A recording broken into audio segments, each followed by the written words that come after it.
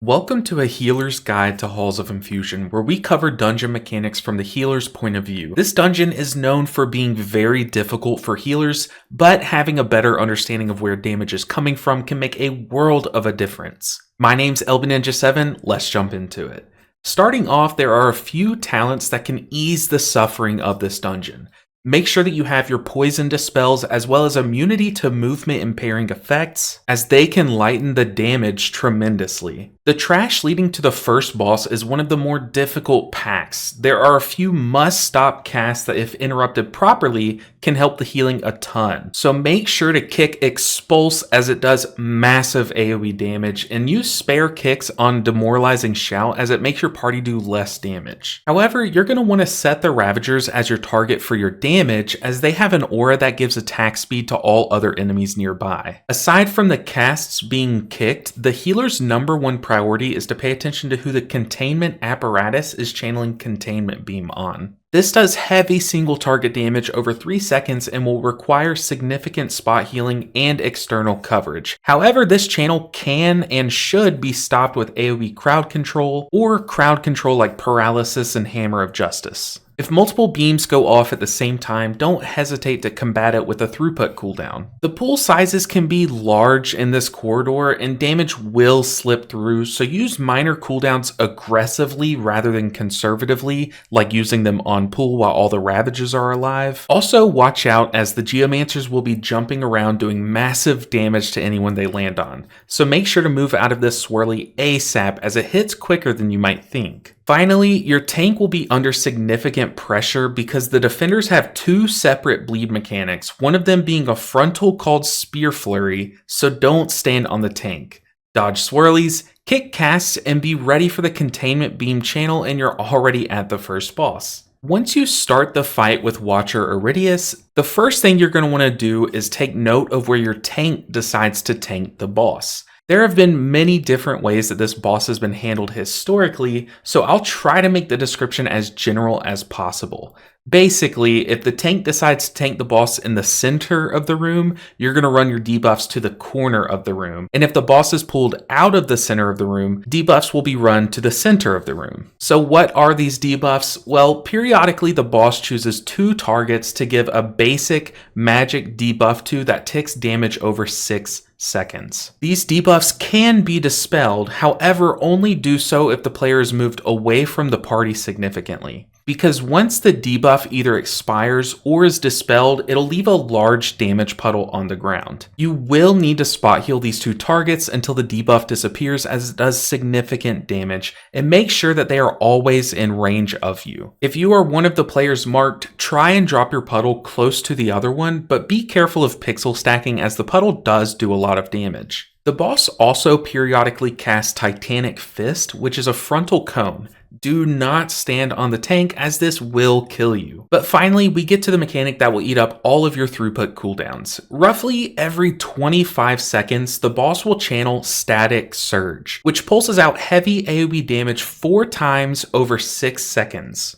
Combat each of these casts with a throughput cooldown as long as you have one available. But if you don't have one available, you're going to want to commit heavy throughput during this time. The boss will rinse and repeat these mechanics a few times, but eventually he'll enter in an intermission where he goes to the center of the room and starts gathering power. He is practically damage immune during this, but he spawns a few adds. You must kill these adds on top of him, as if 3 die near him, it will end this phase.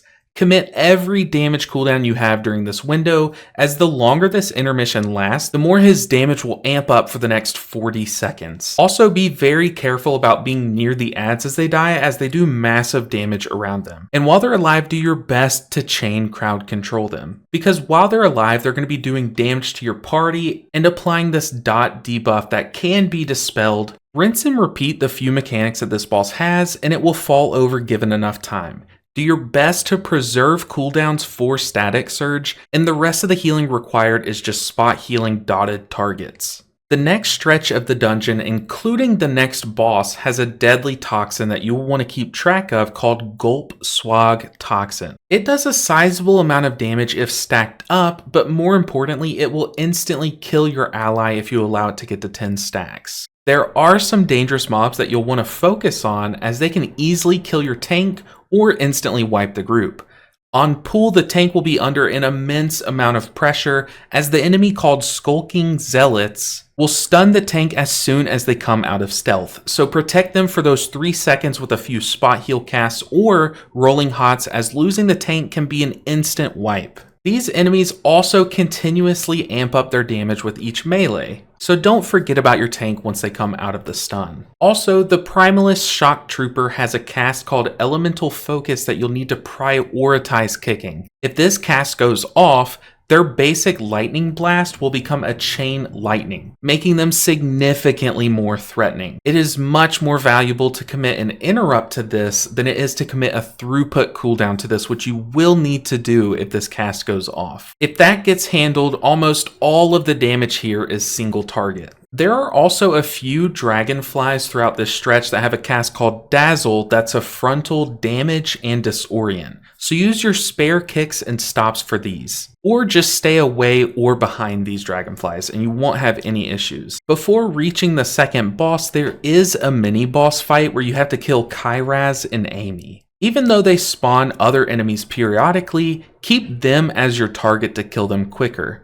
You'll want to interrupt their 2 casts, Cauterize, which heals them, and Pyretic Burst, which does heavy single target damage. As the healer, you also have a job on this pool, as Amy will cast Molten Subduction on an ally periodically throughout this pool. This puts a swirly under that ally and also roots them in that swirly. You're going to want to dispel this ASAP, as failure to do so will definitely get them killed. Other than that, be ready to heal as the ads spawn, but try and end this pool with as many cooldowns for the boss as possible. We finally make it to the second boss, the Gulping Goliath. The mechanic that's most likely to cause your group the most trouble is Overpowering Croak. During this cast, the boss does 3 AoE pulses of major damage.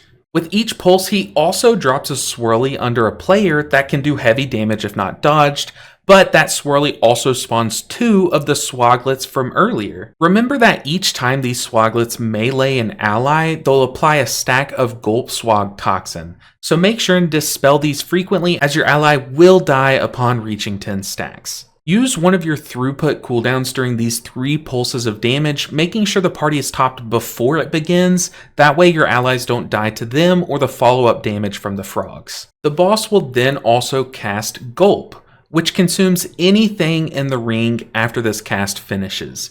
This includes the swaglets though, and is the best way to get rid of them. If you are being fixated by any of these swaglets, kite them underneath the boss and stun or boop them so that they get eaten. Gulp will also need to be tanked by a player, so pray that your tank gets eaten, because if he doesn't, the boss will become enraged and become hangry. While the tank is being eaten, they will take significant damage and gain 3 stacks of the toxin. Don't let them get eaten with 7+ stacks, and focus your spot healing into them for the whole duration.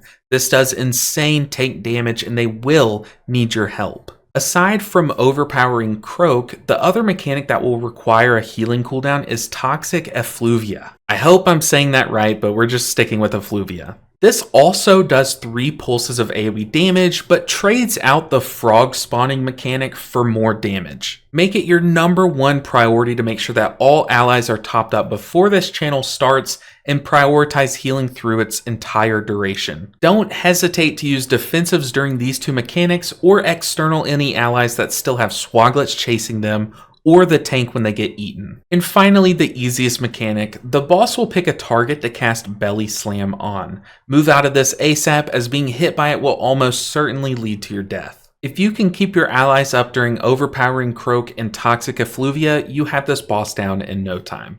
But don't relax yet, as the hallway leading to the third boss is extremely dangerous, but you can mitigate a ton of the damage with good play. For starters, there are a few effects that can and should be dodged at all costs. The Earth Shakers will create rumbling earth around them that should be moved out of, or it will do heavy damage and stun you. The Gale Slingers will also do a similar effect called Thunder Strike, except it'll choose a player to turn into the AoE circle of damage. Make sure and spot heal this player to full health before and after it does the damage to them, but also don't stand in this damage. Finally, the other effect to look out for and can be dodged is the dragon's oceanic breath, which is a very powerful frontal. However, it's not that easy because even if you dodge everything perfectly, the rest of the damage is what makes this pack scary.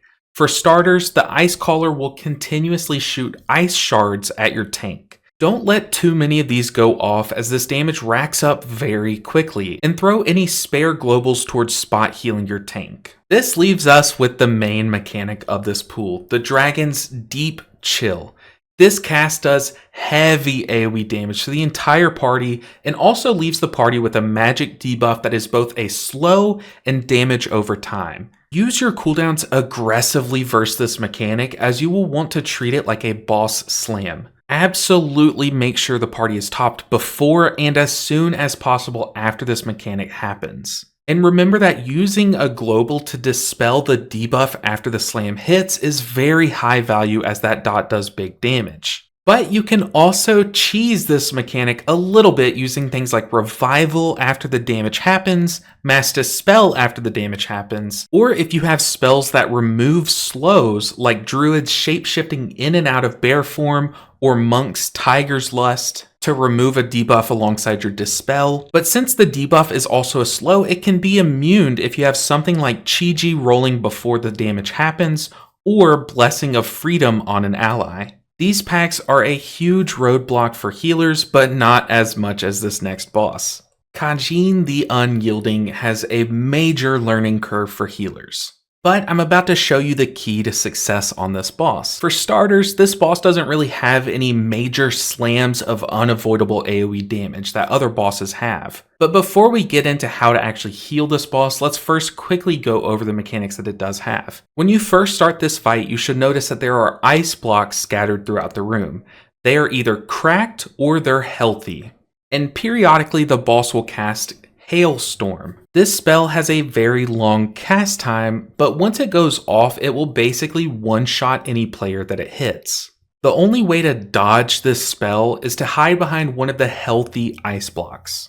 Be very careful though, as the cracked ice blocks will explode, so make sure that the ice block you choose to hide behind doesn't put you in danger of that explosion. The next cast to look out for is Glacial Surge, which is where the boss will surge out rings starting from where they stand that quickly expand throughout the entire room. This mechanic is actually very predictable though, as these rings always look the same. So dodge the first one and then collapse in on the boss and the rest will be no problem. Another mechanic to look out for is Frost Cyclone, where the boss picks a player, locks onto the location that they were standing at when the player was chosen, and then it shoots a cyclone toward that player that will crack any ice blocks that it passes through or blow up any cracked ones that it passes through. If you're the chosen one, sidestep it, but very importantly, always be aware of what's behind you, and always pretend like you are about to be targeted by this mechanic, as you don't want to bait this and shoot it through your healthy ice blocks. Now with those mechanics out of the way, let's get to the juicy part, the trick to healing this fight. Like I said earlier, there aren't any AoE slams of damage. Instead, the entire party continuously takes rotting damage. Healing this type of damage will require you to break some habits that you have from healing other bosses,